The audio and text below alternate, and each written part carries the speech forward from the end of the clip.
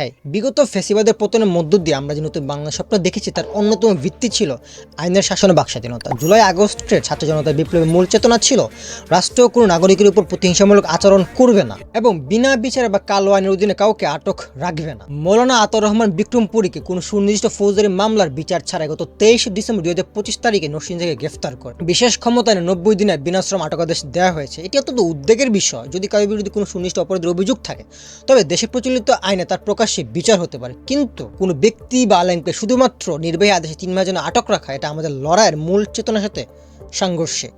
বিগত ফ্যাসিস্ট সরকারের বিশেষ ক্ষমতায়ন ব্যবহার করে অসংখ্য মানুষের উপর জুলুম অত্যাচার করেছে।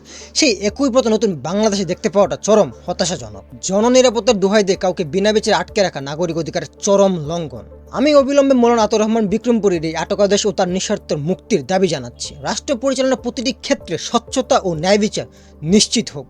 দেখেন, কারো কর্মকাণ্ড বা বক্তব্য নিয়ে যদি আইনে আপত্তি থাকে তবে তাকে দেশে প্রচলিত সুনির্দিষ্ট আইনে বিচারের আওতায় আনা যেতে পারে, কিন্তু কোনো সুনির্দিষ্ট অভিযোগ ছাড়া শুধুমাত্র নির্বাহী আদেশে কাউকে 3 মাস যেন আটক রাখা আমাদের বিচার ব্যবস্থার স্বচ্ছতাকে প্রশ্নবিদ্ধ করে এবং নাগরিকের মৌলিক অধিকারের পরিপন্থী। ওনাকে কোনো মামলা ছাড়াই 3 মাসের জন্য ইন্টারিম আটকে রাখছে, তাহলে ইন্টারিমের পরের সরকার ওনাকে বাকি 30 বছর কারাগারে রাখবে না, এর গ্যারান্টি কি?